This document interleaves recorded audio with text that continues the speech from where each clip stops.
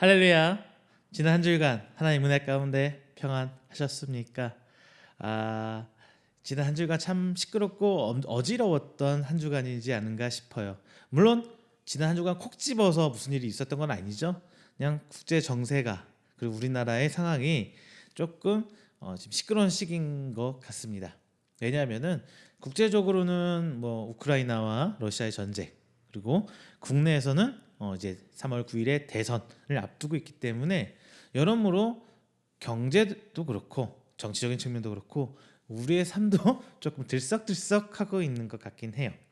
자, 이런 어지러운 시국에 여러분 어떻게 살아가고 계십니까?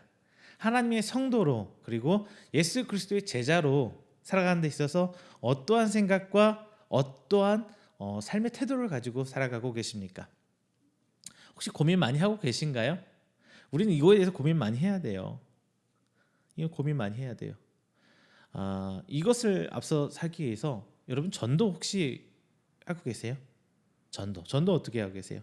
예전에는 노방 전도 혹은 나가서 나눠주는 전도, 가정에 방문하는 전도, 그리고 가장 최근 코로나 직전까지 많이 했던 관계 전도.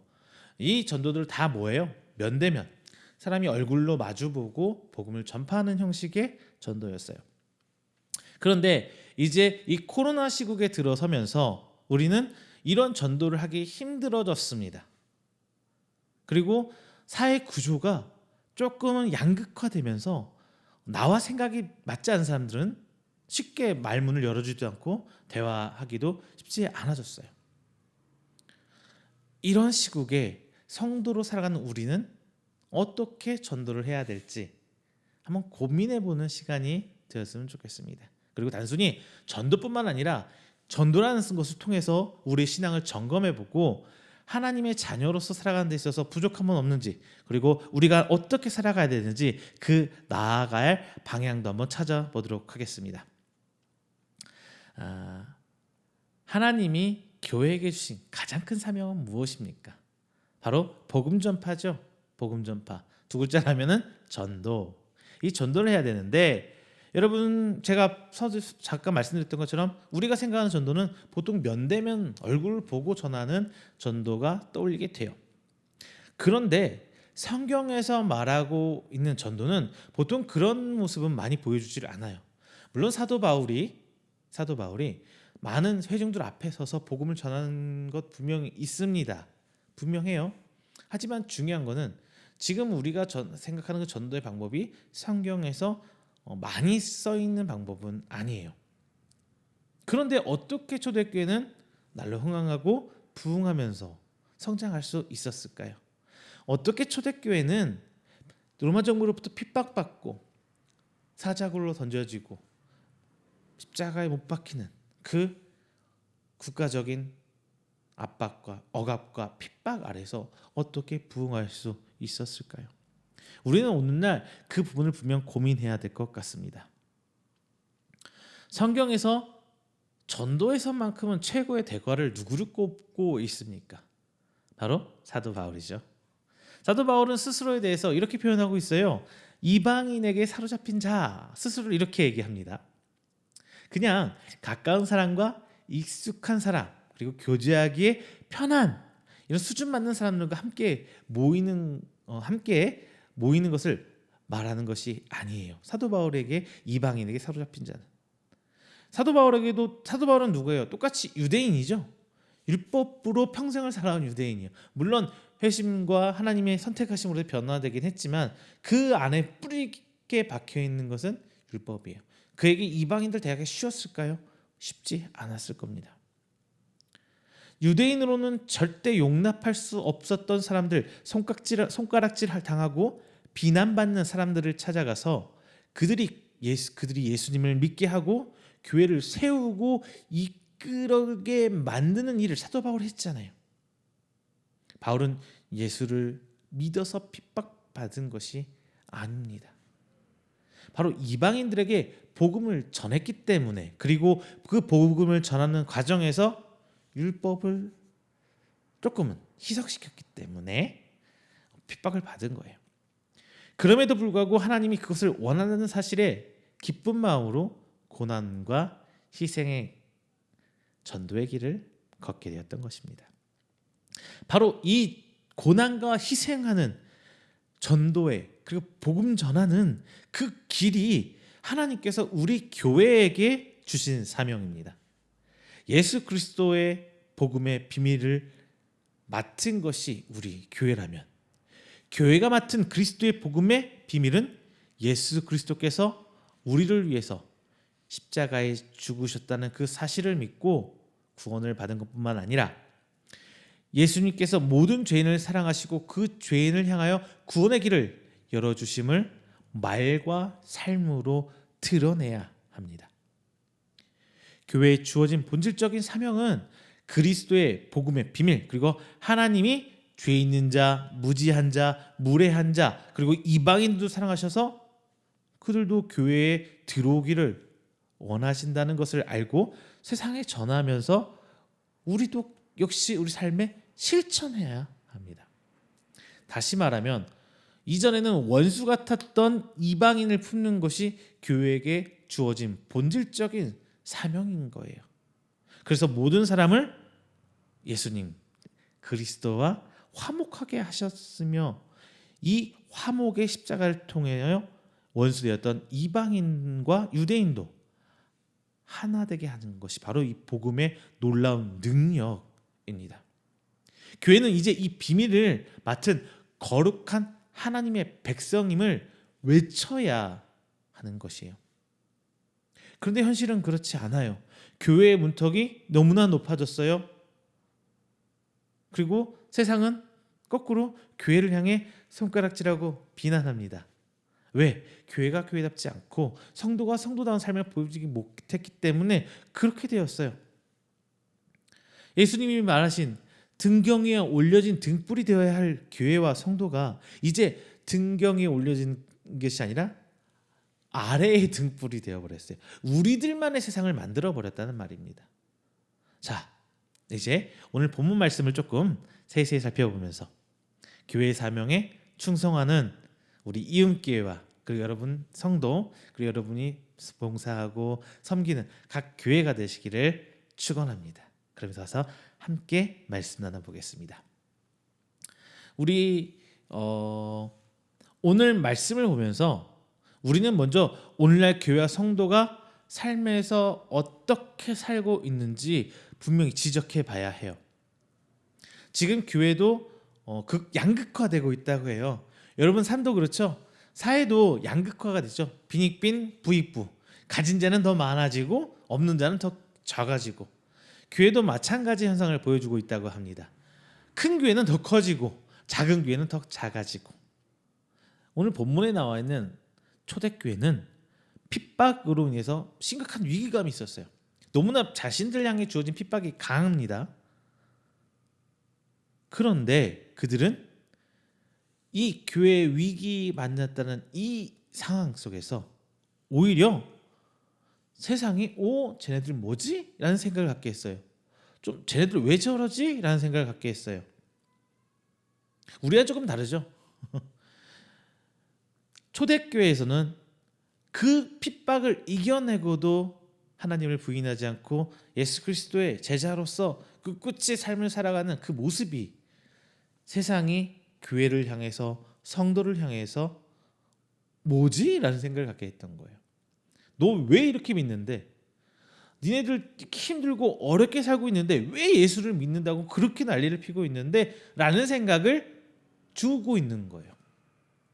그런데 지금 우리가 세상을 향해서 좀 다른 뭐지? 라는 생각을 갖게 하는 거는 세상은 교회를 향해서 야 교회라면 이렇게 해야 되잖아. 성도라면 이렇게 해야 되잖아. 목회자라면 이렇게 성직자, 목회자라면 이렇게 해야 되잖아. 그런데 오히려 우리들은 아니야. 그런 거 아니야. 나는 내가 편한 대로 내 편한 신앙생활을 살 거야. 오히려 세상이 우리를 향해서 거꾸로 초대교회는 다르게 생각하고 있는 거예요. 그리스도인은 세상 사람들에게 어떠한 다름을 보여주지 못하고 있습니다. 지금 우리 현대교회는요. 과거 초대교회는 세상과 다름을 끊임없이 보여줬어요.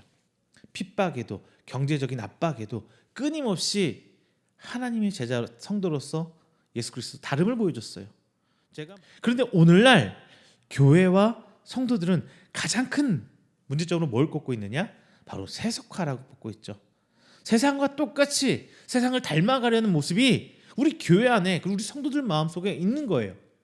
과연 우리들의 삶에 우리들의 신앙생활하는 그 모습들이 어떻게 세상에 비춰지고 있는가? 그들과 똑같이 비춰지고 있는 거예요. 그리스도는 세상 사람들에게 다름을 보여줘야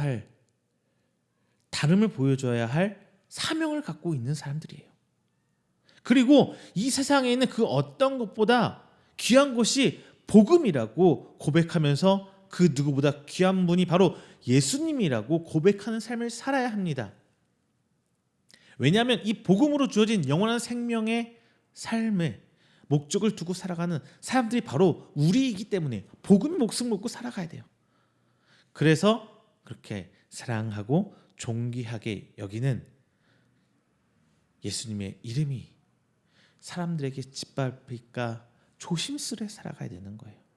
그리고 세상 사람들이 조롱하고 비방해도 예수님께서 십자가에 못 박혀서 죽으신 나를 사랑하신 그 은혜를 늘 가슴에 품고 우리 목숨보다 그 은혜를 귀하게 여기며 살아가는 사람이 바로 우리 기독교인이어야 하는 것입니다. 초대교회 당시에도 세상 사람들은 이렇게 어리석게 살아가는 그리스도인을 보고 욕했어요. 놀리고 비방하고 심지어 때리면서 핍박했습니다. 하지만 그리스도인들은 복음의 가치 때문에 오히려 핍박받는 사람들을 용서하고 그들을 사랑했고 어려운 사람들 보면은 내 것을 그냥 아낌없이 내주었어요. 예수가 뭐라고 그 예수님이 전하신 그 복음을 위해서 예수님의 이름을 위해서 자기 것들을 아낌없이 막 다 내어줘 버린 거예요. 그래서 세상 사람들은 쟤네 뭐야? 라고 질문을 떠올리기 시작한 겁니다. 세상과 다름을 그들이 끊임없이 보여줬기에 세상은 그리스도인들을 향해서 다름을 보기 시작한 것입니다. 그런데 그들은 그렇게 하면서도 두려웠습니다. 이제 그들은 다름을 인정하고 있는 거예요. 쟤들도 이렇게 하면 우리랑 같이 살 거야. 이렇게 하면은 우리 어쩔 수 없이 우리를 따라오게 될 거야라고 생각하면서 핍박하고 조롱하면서 교회를 힘들게 어렵게 했지만 변하지 않는 그리고 끊임없이 세상과 다른 모습을 보여주는 그들을 바라보면서 오히려 세상이 이제 교회를 향해서 두려움을 갖기 시작해요. 비록 고난의 시기는 있었지만 말입니다. 왜 그들이 그러면은 왜 이런 두려움을 갖게 했을까요? 바로 그들이 말하는 복음이 진짜처럼 느껴졌기 때문입니다. 아니요. 그 초대교인들은 그들이 입으로 말하는 그 고백들을 믿는 말씀들 그대로 진짜처럼 살았기 때문이에요. 세상에서 볼 때 저들이 말하는 복음, 저들이 말하는 구원, 저들이 말하는 심판, 저들이 생각하는 하나님의 은혜는 진짜가 아니라면은 저들이 저 가운데서도 이 핍박 가운데서도 이 어려움 가운데서 그대로 살 수 없었기 때문입니다. 그런데 요즘 우리는 어떤가요? 판단의 가치 기준이 점점점 세상과 똑같아지고 있단 말입니다. 물론 권위와 율법주의적인 얘기로 그 판단을 보류할 수는 없지만 중요한 건요. 과연 그 가운데서도 성경적인 그리고 예수님의 복음의 그 가치 판단 기준이 분명히 내 삶 가운데 있냐는 것입니다. 우리도 똑같이 예수님 믿고 신앙생활 해요. 그리고 예수 그리스도께서 생명이라고 말하고 있습니다. 오늘 예배드린 여러분 모두 신앙 고백하고 계신 거잖아요. 그렇게 살고 계신 거잖아요. 그런데 오늘 살아가는 사람들에게 있어서 세상 사람들이 보기에 우리의 삶에서 그 가치를 느낄 수가 없게 되어버렸어요. 하나님이 자녀가 되는 권세를 가졌다고 말하고 천국을 소망한다고 고백하면서 우리의 삶 속에서 정말 지극히 사소한 것조차 손해보지 않으려고 합니다. 만유의 주인이신 하나님을 믿는다고 하면서도 우리 마음속 깊은 곳에는 탐욕에 차가지고 좀 더 남들보다 높이 올라가기 위해서, 남들보다 더 잘 살기 위해서 그 남들보다라는 비교의 우위 속에서 살아가고 있습니다. 그리고 그 어떤 것도 손해보거나 양보하지 않으려고 해요. 마치 그렇게 살면은 안 되는 것처럼 세상 사람들은 그것을 뭐라고 말해요? 호구라고 얘기합니다. 호구. 여러분, 호구가 되라는 얘기는 아니에요. 그런데 내가 말하는 것들대로 살아가야 되는 겁니다. 내가 믿는 대로 살아간다는 것을 나만 인정하는 것이 아니라 안 믿는 사람들이 날 바라보면서 똑같이 말해줄 수 있어야 되는 거예요. 뭐지? 저 사람 뭐지? 그러면서 우리의 삶을 보면서 세상 사람들은 진짜 구원이 있나 보네. 진짜 영생이 있나 보네. 예수란 사람이 정말 대단한가 보네. 라는 의문을 갖게 해야 되는 거예요. 그런데 우리의 삶 속에서 주변 사람들이 과연 그런 모습을 보여주고 있다는 겁니다. 오늘 본문 베드로서 3장 15절 이렇게 얘기합니다. 너희 마음에 그리스도를 주로 삼아 거룩하게 하고 너희 속에 있는 소망에 관한 이유를 묻는 자에게 대답할 것을 항상 준비하되 온유와 두려움으로 하고, 이렇게 얘기하고 있어요. 잠깐 이 말씀 짚어보겠습니다. 여기서 베드로는 아마 노예였던 사람들에게 말하는 것으로 짐작됩니다. 여기서 이 사람들은, 그리고 초대교회 대다수의 성도는 제가 서두에서 말씀드린 것처럼 복음을 전하는 데 있어서 노방교 나가서 당당하게 예수 믿으세요, 예수 천당, 불신지옥, 예수 믿고 천국 가세요, 이렇게 전도하지 못했을 거예요. 물론 그런 사람들도 있을 수는 있어요. 그리고 사도 바울이 전도할 때 갔다 보면은 광장에서 사람 모였고 막 설교하고 막 이런 부분도 분명히 나옵니다. 하지만 대다수는 아마 불가능했을 거예요. 그럼에도 불구하고 결론적으로는 초대교회는 흥왕했어요. 부흥했어요. 자, 노예를 예를 들어 생각해 볼게요. 노예는 당시에 어떤 재산처럼, 그리고 주인의 소유물처럼 취급받던 시기입니다. 그냥 주인이 기분 나쁘다고 때리고, 그리고 자신의 편의를 위해서 그냥 무지막지하게 대해도, 여러분 혹시 드라마 같은 거 보나요? 주인이 말 타고 올라왔는데 딱 엎드려가지고 주인이 등 발로 밟고 말 타는 장면, 높은 곳 올라가는 장면, 그런 게 지금 같았으면 상상도 못할 일이지만 그때는 그게 당했던 시절입니다. 아무런 양심의 가책을 느끼지 않아도 됐던 게 바로 이 당시의 노예들입니다. 이들이 믿는 예수님은 주인이 봤을 때는 패배자고 무능한 신이고 노예들의 신이에요.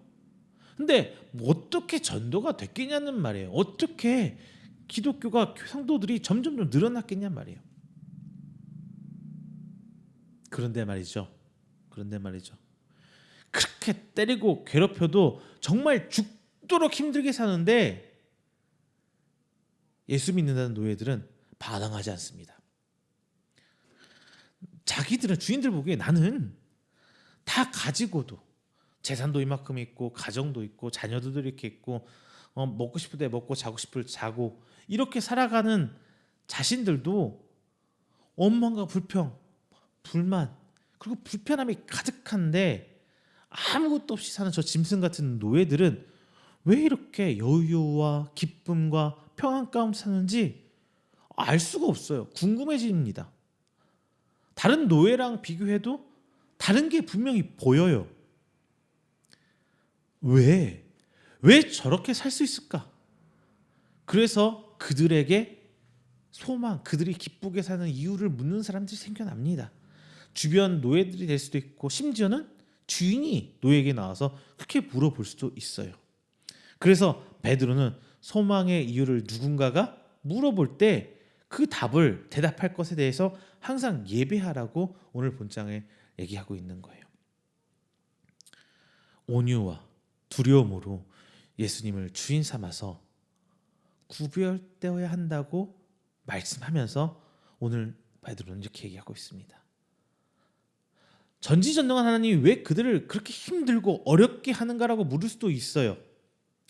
예수님이 부활이요 능력이라고 하면서 왜 저렇게 짐승같이 살아가는 노예들을 구원해주지 않고 그곳에서 끌어내주지 않고 왜 이렇게 힘들게 사느냐고 되물을 수도 있습니다.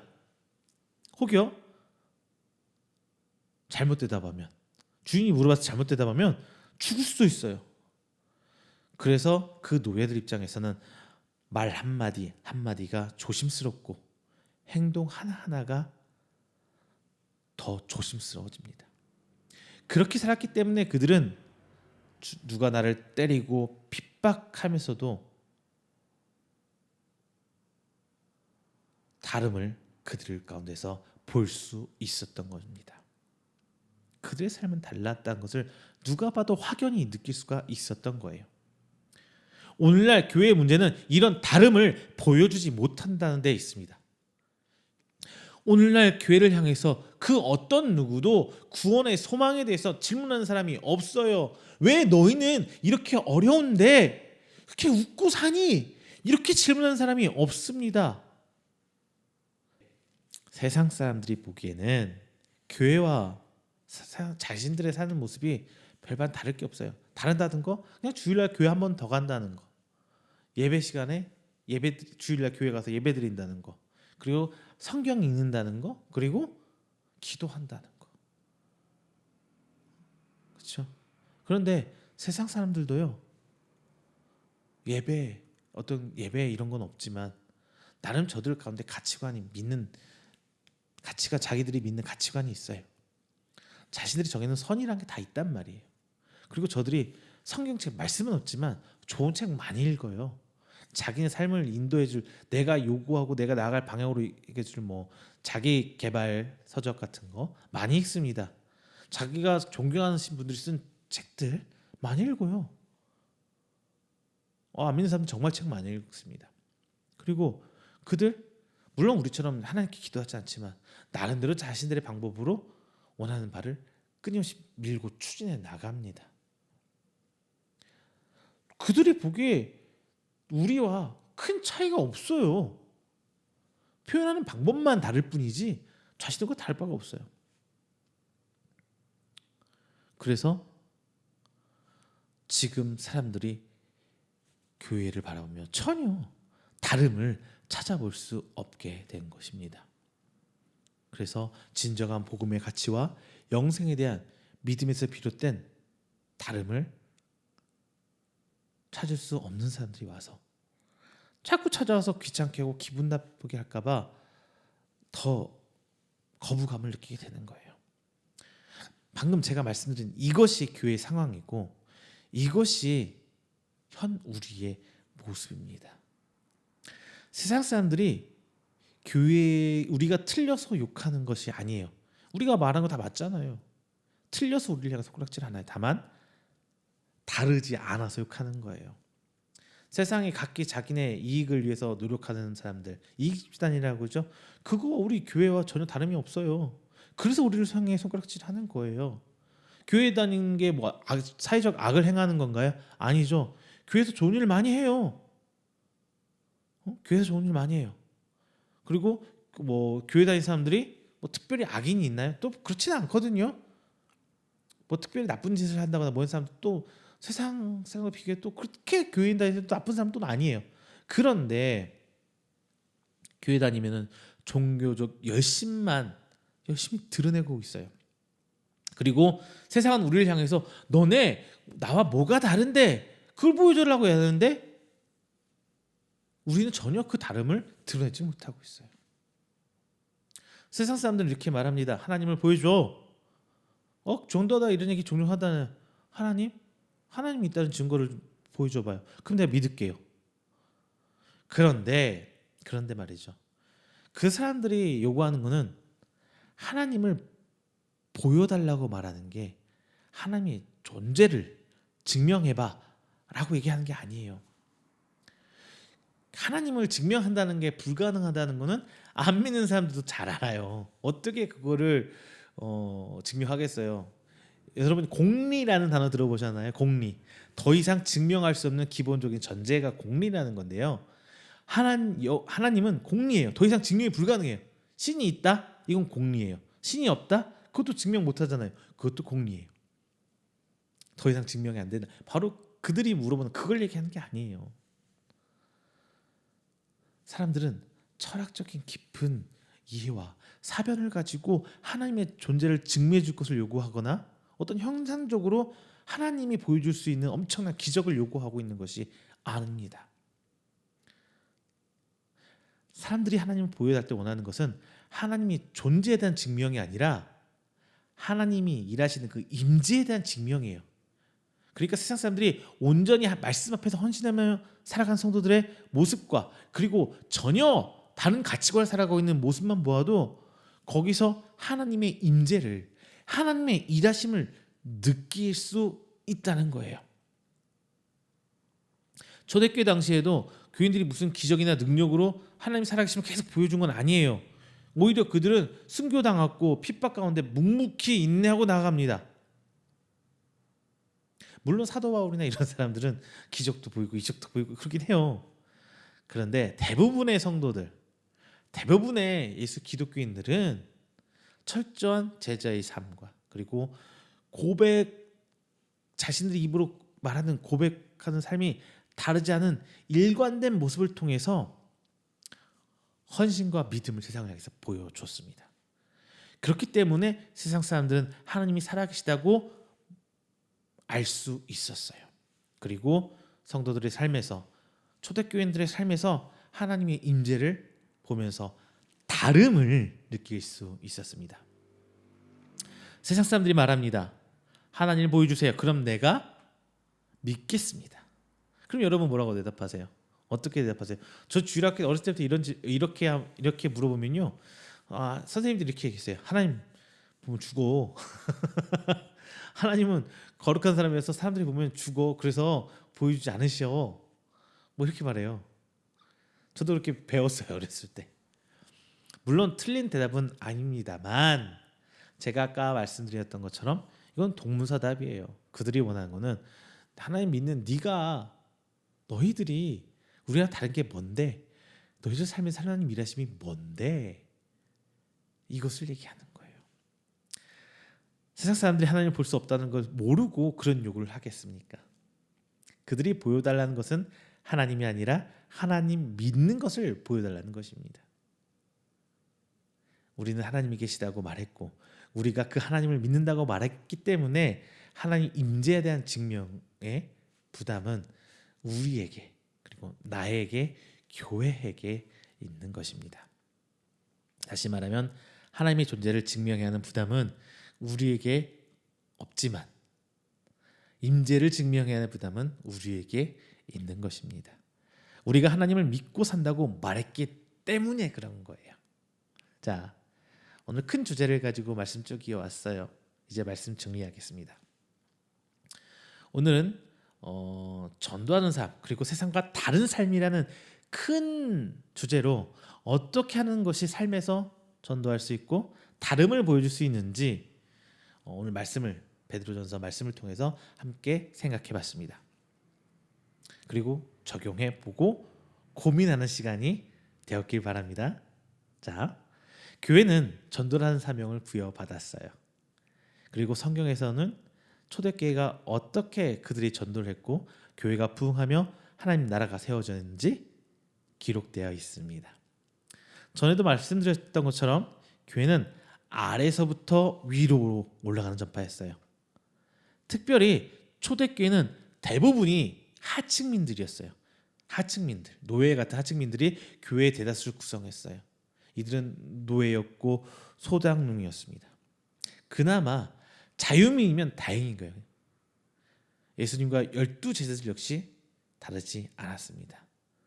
하지만 그들은 예수 그리스도를 드러냈어요.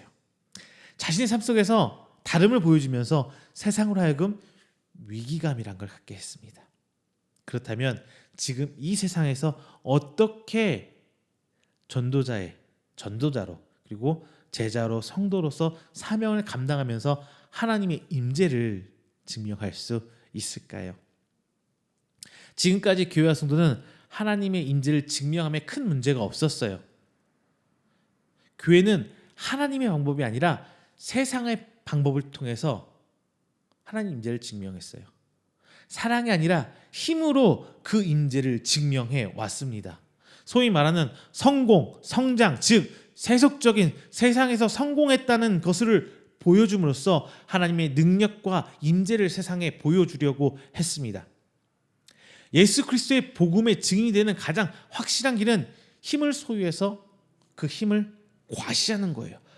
보여주는 거예요. 그래서 기독교가 다른 종교보다 더 힘이 세다는 것을 보여줘야 했고, 믿는 사람들은 믿지 않는 사람들보다 잘 살고 형통해야 한다고 기존의 교회들은 가르쳐 왔습니다. 예수님이 가르치신 대로 포용과 섬김을 그리고 나눔을 통해서 하는 것이 아니라 강압적인 힘과 위협적인 기세로 사람들을 하나님 앞에 무릎 꿇게 만들어서 교회의 영향력을 확장시키려고 했어요.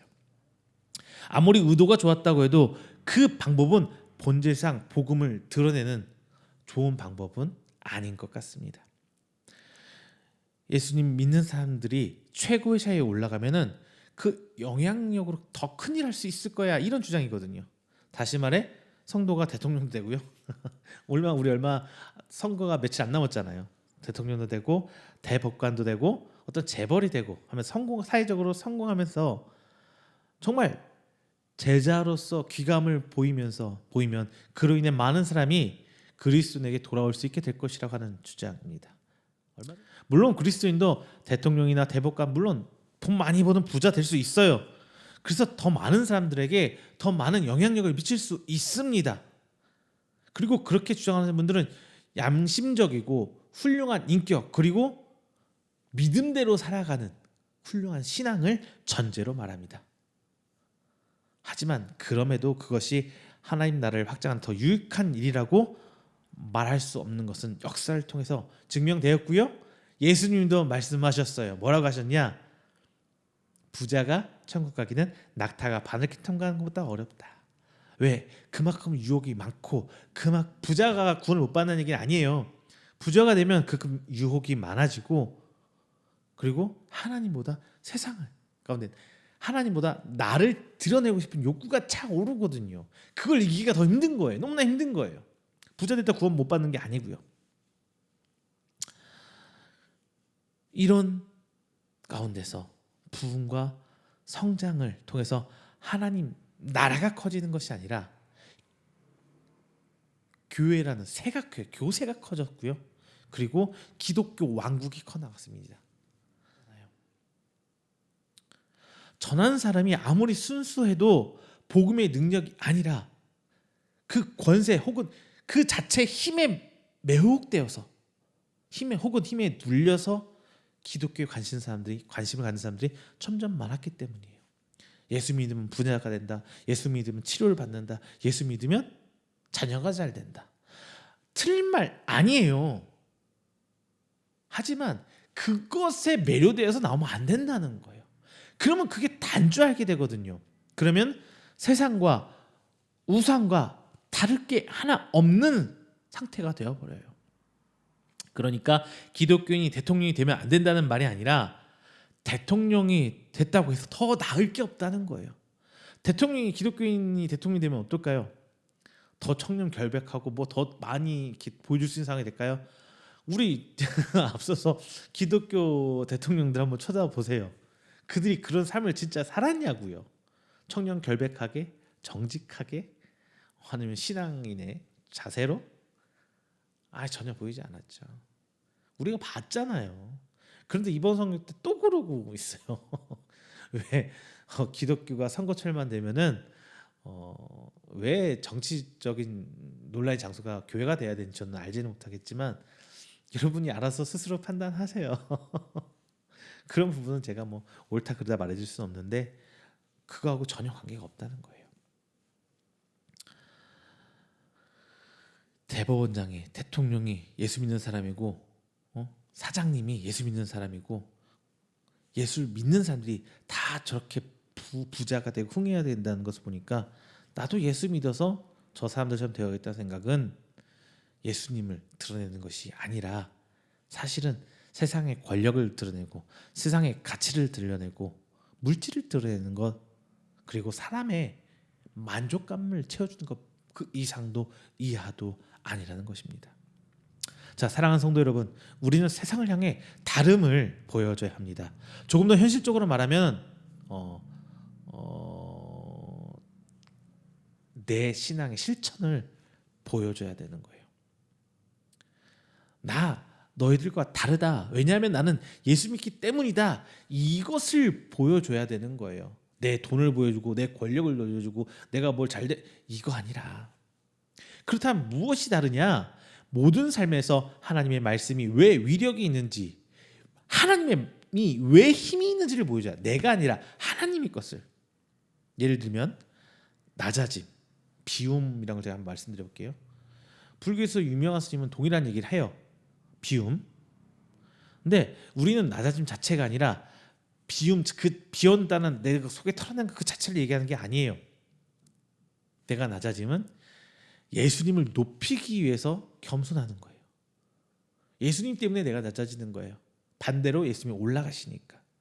그리고 예수님으로, 성령님으로, 하나님으로 나를 채우기 위해서 날 비워내는 거예요. 그냥 비워내는 그 자체에 중요한 게 아니라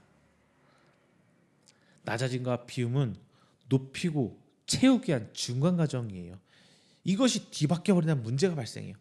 비움 자체의 목적을 두고 낮아짐 자체의 목적을 두는 여타의 종교들과는 우리는 다르다는 겁니다. 이 과정에서 우린 주변 사람들에게 위화감, 이질감, 다름을 느끼게 해주는 거예요. 사랑하는 성도 여러분, 여러분은 이렇게 세상에 다름을 보여주시는 여러분 되시길 바랍니다. 이것이 바로 성경이 말하는 전도와 사명 감당 그리고 교회다움을 보여주는 그 첫걸음입니다. 기도하겠습니다. 사랑이 많으신 하나님 감사합니다. 오늘도 귀한 날 귀한 말씀 나눴습니다. 특별히 대선을 앞에 두고 우리 교회와 성도들이 세상과 어떻게 달라야 됨을 함께 나눠봤습니다. 세상과 똑같은 기준에서 이 나라의 대통령을 바라보고 이 나라의 대표를 선출하는 것이 아니라 하나님의 눈으로 성경적 가치관을 가지고 이 나라 이 민족을 위해 준비하는 우리 교회가 되게 하여 주시옵소서. 이것은 단순히 내가 변함이 아니라 내 가운데 계신 성령님께서 일하셔야 됨을 우리가 이 시간 고백합니다. 여전히 내 마음속에 세상을 향한 물욕이 채워져 있고 여전히 내 가슴 속에 세상을 향한 그 존경이 있고 여전히 물질을 향한 내 눈과 내 바람이 있다면 하나님 이 시간 모든 것을 비워주시고 하나님의 은혜로 하나님이 하실 길에 대한 기대로 채워 주시옵소서. 내가 낮아짐으로 주를 섬기길 원합니다. 이 모든 것들이 내 삶에서 드러날 때 하나님 내가 세상과 다름을 보여주게 해 주시옵소서. 교회가 세상의 다른 집단들과 단체들과 다른 하나님의 귀한 나라임을 보여주게 하여 주시옵소서. 오늘 우리가 회개합니다. 여전히 나는 세상을 쫓아왔고 여전히 나는 세상을 향해 나아가고 있음을 고백합니다. 주님이 이 시간 모든 것들을 회개하고 하나님의 성도로 예수 그리스도의 제자로 다름을 보여주는 우리가 되게 하여 주시옵소서. 오늘 말씀을 계기로 내 안에 계신 성령님이 역사하시사 내 삶이 이전과는 달라지고 지난주보다는 달라지고 내일은 조금 더 하나님의 형상을 회복하는 귀한 우리가 되게 하여 주시옵소서. 이 모든 말씀 살아계신 예수 그리스도의 이름으로 축복하며 기도드립니다. 아멘.